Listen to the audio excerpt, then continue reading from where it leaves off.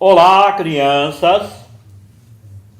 Estamos no terceiro vídeo do capítulo 5 do Evangelho segundo o Espiritismo, Bem-aventurado os aflitos. Prece ao amanhecer. Hoje eu acordei muito cedo e senti uma vontade enorme de conversar com Jesus. Pedi a Ele que ajudasse todos os meus familiares e amigos. Mas também eu me lembrei de você. Pensei que talvez ainda você estivesse dormindo.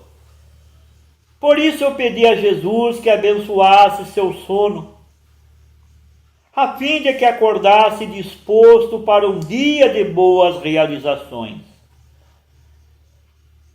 Pedi fortemente a Ele que tocasse seu coração, para que você não se esquecesse de amar a si mesmo.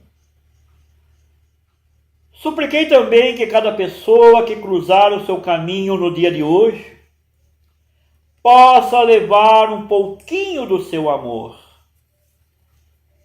Pedi a Jesus que colocasse paz em sua mente, para que seus pensamentos fossem claros e serenos, e que assim você pudesse tomar as melhores decisões, escolher os melhores caminhos neste dia.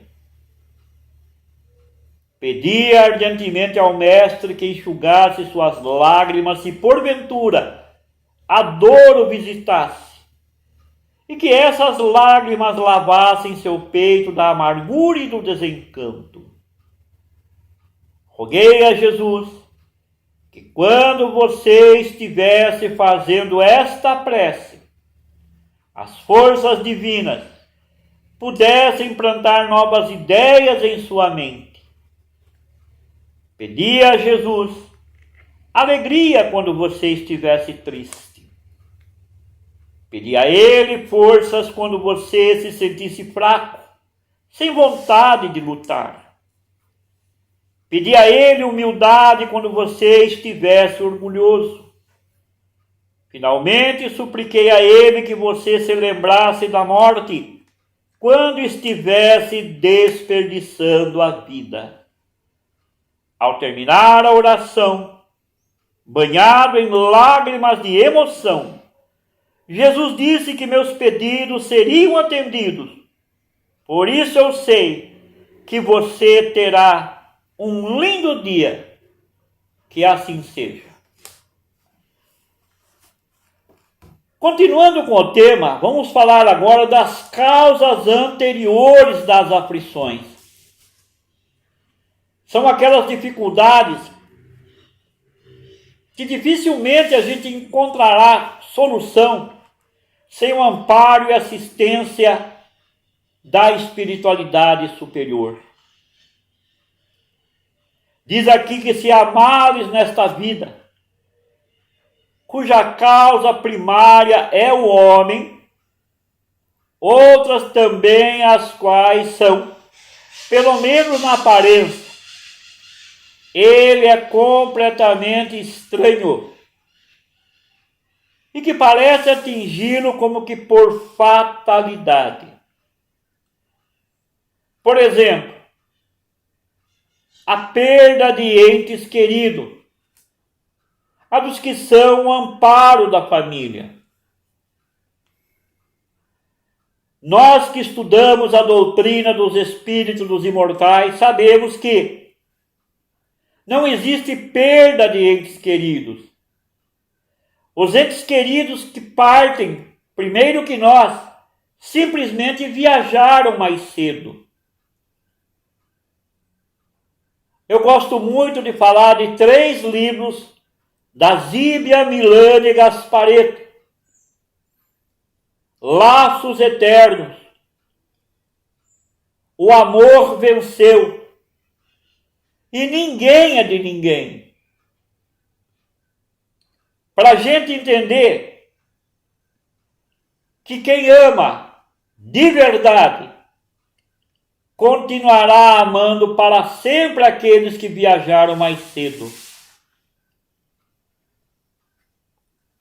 Tal ainda são os acidentes que acontecem na nossa vida, que nenhuma previsão poderia impedir. Por exemplo, reveses da fortuna, que frustram todas as precauções aconselhadas pela prudência. A gente conhece grandes histórias de grandes fortunas, de grandes pessoas afortunadas que viram essa fortuna se esfumaçarem no tempo. Vemos também os flagelos naturais. Por exemplo, como está acontecendo hoje. O homem joga fora muito dinheiro com coisa supérflua. E ele não se prepara para minorar, por exemplo, os efeitos desses flagelos naturais. As enfermidades de nascença. Quantas pessoas renascem trazendo enfermidades que levaram da terra? Por exemplo, se você é portador de um câncer maligno e você desencarna, o câncer pode desaparecer e pode não desaparecer. Se você desencarnar levando o câncer na mente, na memória, você entrará enfermo na espiritualidade. Por isso que nas obras do André Luiz, que começa em Nosso Lar e termina na Vida Continua, lá em cima existem médicos, enfermeiros, psicólogos, psiquiatras, samaritanos, socorristas. Porque a maioria de nós entra enfermo. Por isso que é bom a gente se perguntar: estou enfermo ou sou enfermo? Porque se você está enfermo, você é um candidato à cura. Mas se você afirmar, sou uma pessoa enferma, sou, dificilmente você se curará. Quantas enfermidades tiram a tantos infelizes os meios de ganhar a vida pelo trabalho? Por exemplo, as deformidades, a idiotia, o cretinismo. Mas se Deus nosso Pai criou os mais fortes, os mais sadios, foi para abençoar e quem sabe até adotar essas pessoas portadoras de deformidades, de idiotia, de cretinismo e assim por diante.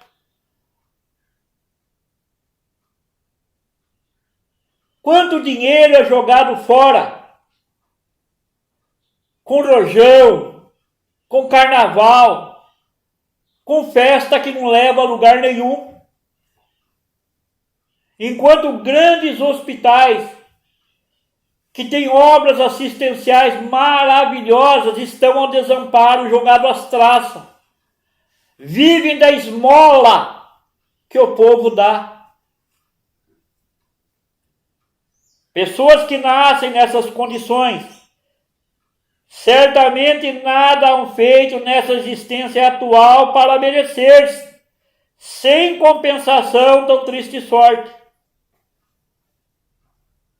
Agora, se a causa não está no presente, onde ela poderá estar? No passado.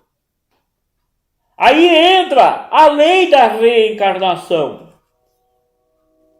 Cada um está renascendo com material genético, com a bagagem genética que levou e está trazendo de volta.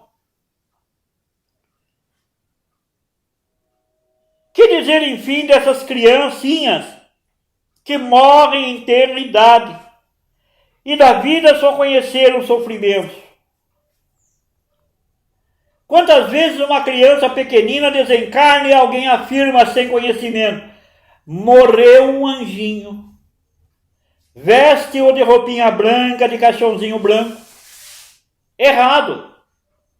Quantas vezes naquele ser piquititico está um espírito muitas vezes multimilenar, um espírito muitas vezes que traz tendências tenebrosas, nasce e já é recolhido.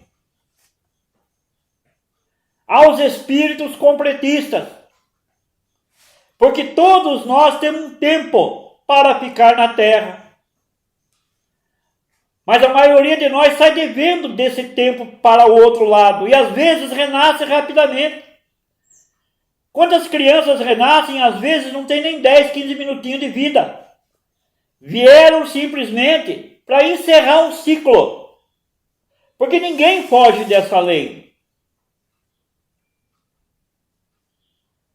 Problemas, por exemplo, como está dizendo aqui, são esses que ainda nenhuma filosofia no mundo pode resolver. Anomalias que nenhuma religião pode justificar.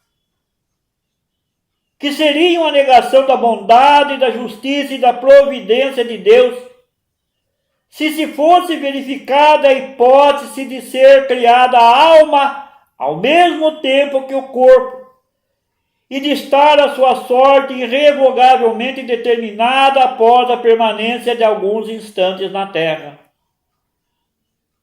Primeiro, no ato da concepção, o que é criado é um corpo físico. O comprador desse corpo físico, que vai habitar esse corpo físico, já esteve em outras encarnações. Muitas vezes os nossos filhos, que não são nossos filhos, mas que estão nossos filhos, sua alma pode ser muito mais velha que a minha, do que a minha esposa e assim por diante. O que será que fizeram essas almas que acabam de sair da mão do Criador para que se vissem neste mundo abraço com tantas misérias, para merecer um futuro, uma recompensa ou uma punição qualquer, vista, por exemplo, que não poderam ter praticado nem o bem nem o mal? Se Deus é justo, a situação de cada um é justa também. Todavia, por efeito do axioma, segundo o qual todo efeito tem uma causa, as misérias terrenas são efeitos que hão de ter uma causa. E desde que se admita um Deus justo, essa causa também há de ser justa. O Brasil, por exemplo, que está fadado a ser no futuro coração do mundo, pátria do Evangelho, só se tornará com esse slogan com a mudança comportamental dos seus habitantes. Porque o Brasil tem um resgate kármico dolorosíssimo para ser resgatado. Pela dor. Então, do ano 2022, meus irmãos, até o limiar do terceiro milênio, que é o ano 3000, muitos resgates dolorosos o brasileiro passará. Então está na hora das pessoas conhecerem o Espiritismo, sem precisar abandonar suas religiões de origem. Porque no momento crucial é no Espiritismo, que é o futuro de todas as religiões, que as pessoas encontrarão respostas para suas dúvidas, para suas dores, para suas preocupações. O homem nem sempre é advertido ou punido completamente na sua existência atual, mas ele nunca escapará dessas consequências, passe o tempo que passar. Semeadura é livre. A colheita que é obrigatória. sofrimentos devido às causas anteriores à existência presente, como os que se originam de culpas atuais, são muitas vezes a consequência da falta cometida, isto é, o homem, pela ação de uma rigorosa justiça distributiva, sofre o que fez os outros sofrerem. Como seria maravilhoso se o homem aprendesse a amar, a respeitar, a tolerar, a entender, a compreender, a aceitar os diferentes e as diferenças. Porque no planeta Terra está fadado a se transformar numa grande família, aonde todo mundo olhará um nos olhos dos outros e falará, um por todos, todos por um. Quando chegará essa lei? Quando chegará esse processo? Passe o tempo que passar, mas chegará. Tribulações. Elas podem ser impostas a espíritos endurecidos ou extremamente ignorantes para levá-los a fazer uma escolha com conhecimento de causa. Todos aqueles que não mudarem por amor, mudarão pela dor, mas mudarão. Então não tenhamos pressa. Que ninguém se recupere, que ninguém se transforme do dia para a noite, de pecador em santo. O tempo se encarregará de colocar os pingos nos i. Quantas vezes as pessoas vêm no centro espírita Nosso Lar, senta naquela cadeira com pensamentos tenebrosos, e quer levantar com os pensamentos de Chico Xavier. Não vai acontecer isso, meus filhos. A mudança que você quer está dentro de você. Começa em você, termina em você. Ilumine, então, o homem velho para renascer um homem novo. Aí diz, sem dúvida que o sofrimento que não provoca queixumes pode ser uma expiação. Mas é indício de que foi buscada voluntariamente antes que imposta e constitui uma prova de forte resolução, o que já é um sinal de progresso.